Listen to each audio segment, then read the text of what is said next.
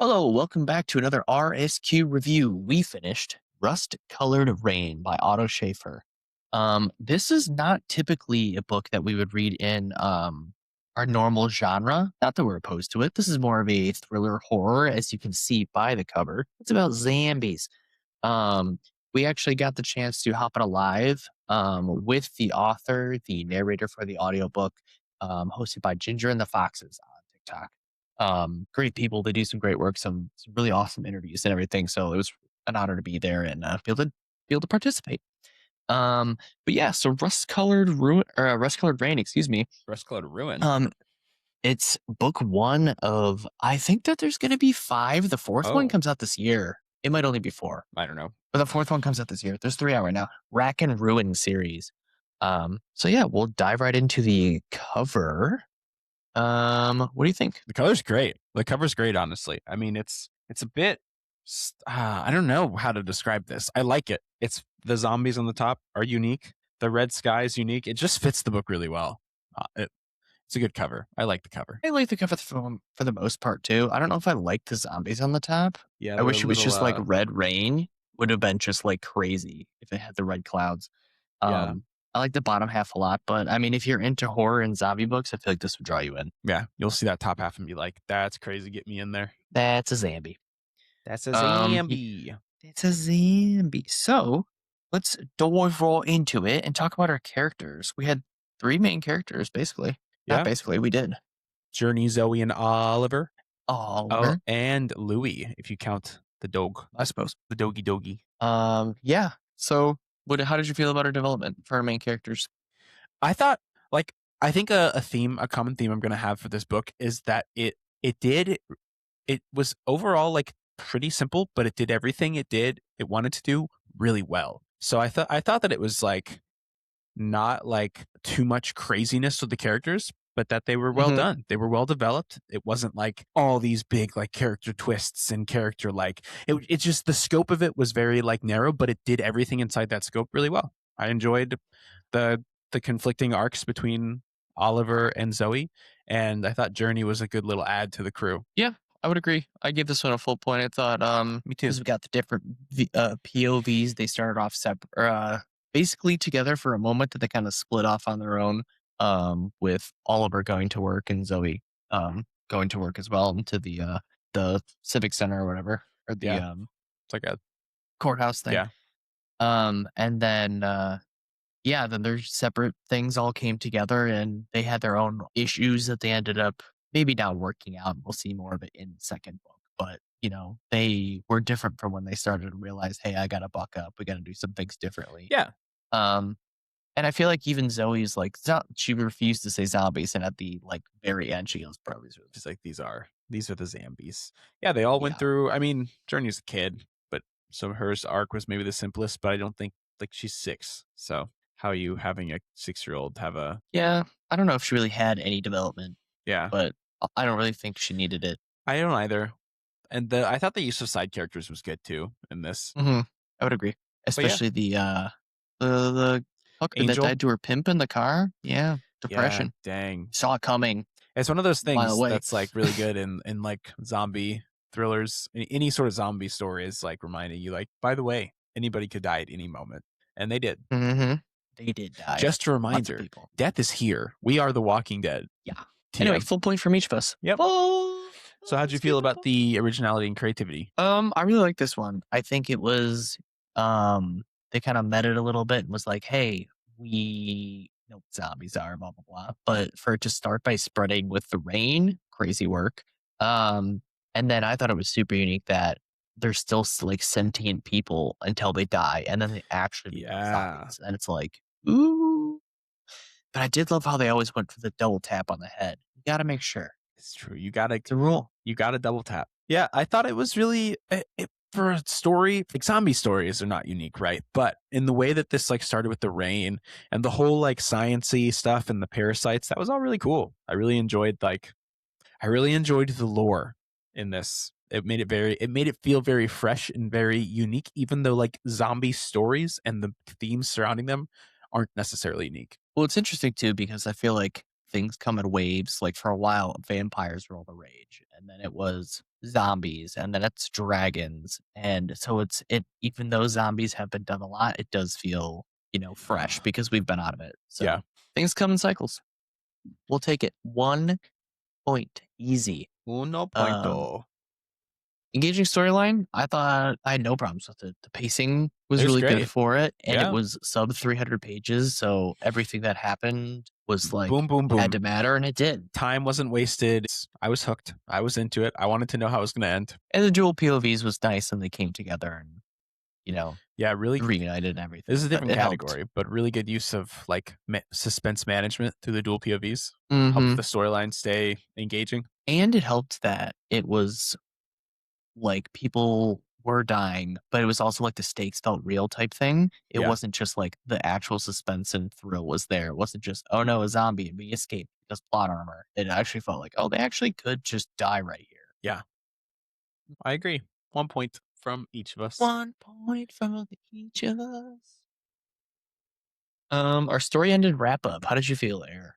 Oh, the cliffhanger was good, but it bummed me out. I was like, no, we can't be done. We can't end here. But it was a very appropriate cliffhanger. It was very much like the way the story was done, like I said, very simple. The style is it was very true to itself. And the cliffhanger was like well, tune in next time on the next episode of Wrack and Ruin.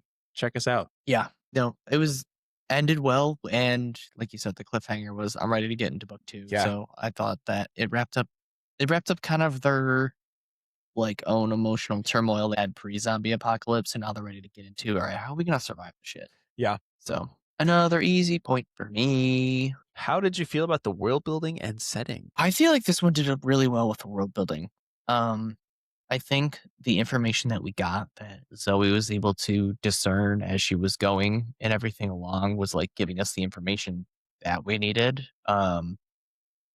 It's kind of one of those where things you can kind of assume happen, but it like hints it a little bit like, oh, hey, it just keeps repeating, like, stay indoors, don't go outside in the rain, blah, blah, blah. So, like, you can assume everything around you is like just totally screwed. Yeah. But like her finding out everything with the parasites and the microscope and something, although I felt like it was a little bit of a stretch that she had all this information and thought to do it. It was interesting that, it could have been just like her character and stuff. But I like that. And the setting was easy to determine. Yeah. I thought the world building was cool. I liked the pseudoscience she was doing. It seemed simple enough that someone, because like she was trying to be a nurse, and so it seems simple enough that someone who, oh, you are a nurse, so maybe if we disagree, I'm wrong because you're a nurse, so you understand. But I don't know. She was going to NP school, so she was already a nurse. Oh, that's She was right. just about to graduate NP school, which I have not done. Why? Listen, my parents keep asking me that. Call me dad. Because I don't wanna. Same. School's That's lame. okay. Stay in school, kids.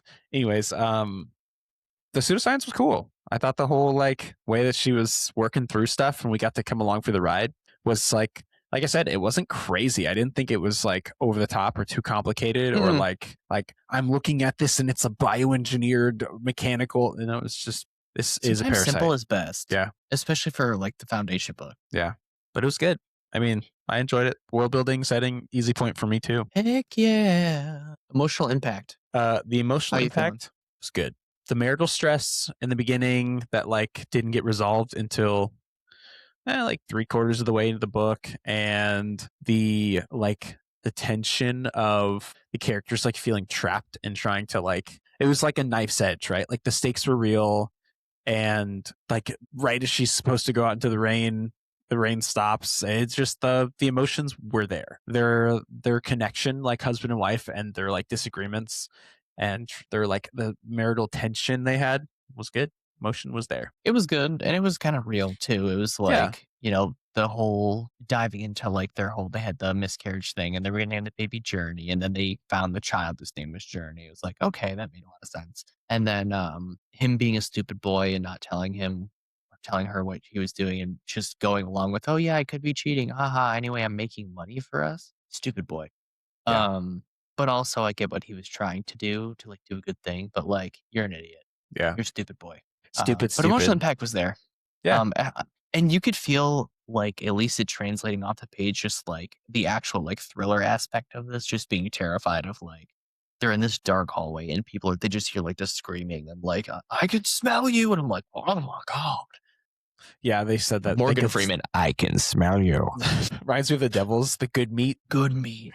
The bigger wolf. But yeah, Yeah. it was good. I saw it not being cheating coming from a mile off. I didn't know what it was gonna be, but It couldn't have been. yeah, the whole like build up to it, I was like, it's something equally as stupid as like not equally, I guess, but like it's something that's you know what?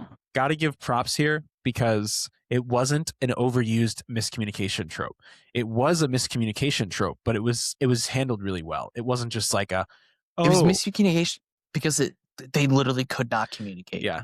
It wasn't like when the miscommunication is manufactured for the purpose of the trope, which I hate more than it's probably my least favorite trope. Yeah, it's just done so poorly a lot of the time.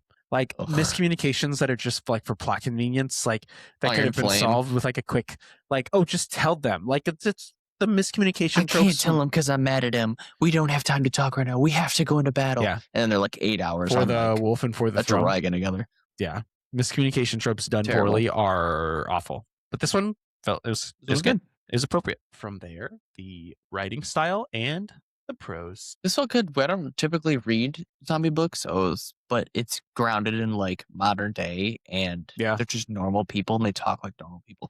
My only issue initially was like, I was like, this doesn't really sound like a 6-year-old to me, but I've never really, I couldn't tell you the last time I've been around a 6-year-old. So I was like, I don't know.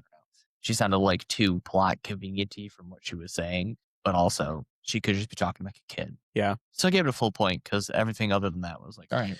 I thought for the most part, the 6-year-old was appropriate. Honestly, my 7-year-old as a 6-year-old probably would. My kids are talkative, but as you realize, but so I feel like the 6-year-old could have talked more, but I didn't feel like anything that was written from the 6-year-old's view was inappropriate. I do think that she was just like, she was chill with a lot. She goes, oh, there's zombies, and she's screaming this. She goes, anyway, Disney movies. And I'm like, there's people eating faces in front of you, and you're like, yay! I'm gonna memorize the lines in these Disney movies. Yeah, and then she's like, they're like pulling the glass out of all of her. She's like, I want to help. Just bleeding all over the floor. I'm like, okay, all right. That's my only gripe. But I don't think that deserves like a point loss. No, same. Yeah, the writing style and prose was clean. It was understandable. It was digestible. The pop switches were done really well.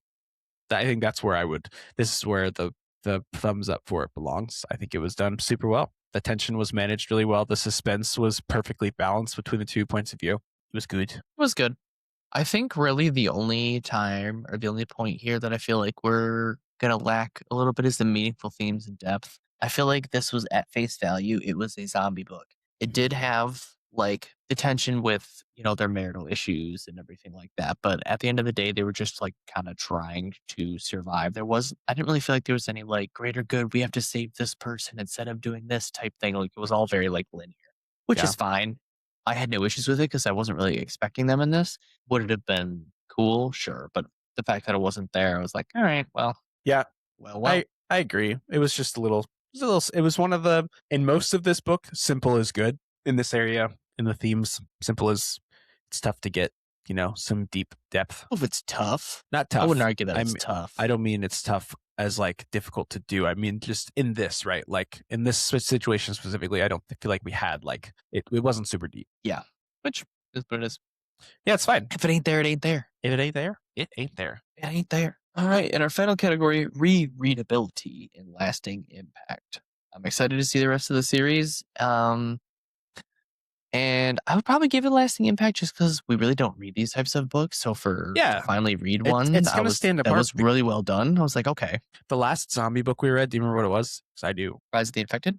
No, that wasn't even a zombie book. Yeah, it just had the word infected in it. That's my brain's like. There's one we read since then. Was zombies in it? Yeah. Not the devils, kind of, I guess. Not that. How long ago? Give me a oh, man.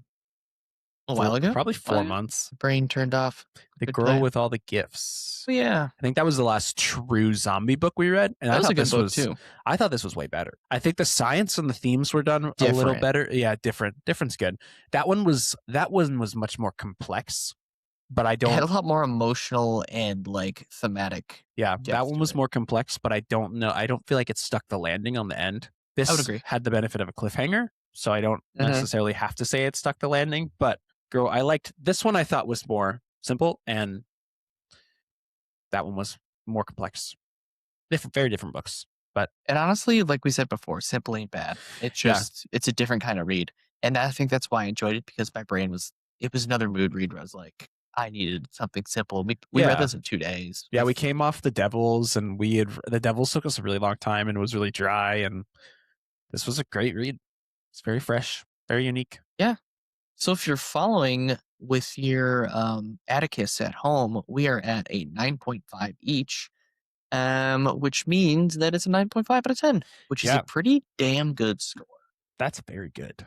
It's a very good score. It's like a 4.75 out of 5, something like that. If you're keeping along with your Atticus at home. The Atticus um, divides, and yeah. But yeah, so easy recommendation for us. I yeah, check it mean, out. especially if you're not a fan or a typical fan of the genre or just you don't normally read it, it is well done. It is very gory. If you don't like gore, then don't read it. That's But true. it's a zombie book. You know that going in. Yeah, if you don't like gore, you're probably not reading a zombie book. But RSQ recommended. So It's on Kindle I Unlimited definitely too, so pick it up, check it out. Quick read, very and enjoyable. if you end up doing a review online, tag the author. He is on Instagram and TikTok. It's a very cool guy. He's got 2 more books in the series, the 4th one coming out, and he has a fantasy series. And I've heard that the audiobooks for these are particularly well done. The narrator gets like really into like, characters like instead of just reading flat, they'll be like, and then the character screamed or whatever, but he'll like actually like scream and stuff when he's terrified. And he did like it on a live and it's pretty terrifying. Dang. So check it out. For the second one, maybe I'll grab the audiobook. There you go. There we go. That's another RSQ review. Thanks for hanging out with us for a little genre hop here. And I can't wait Yeah. to get into book 2. Same. Thanks for joining us. Check this book out. I think that's it. That's it. And on that note, RSQ out.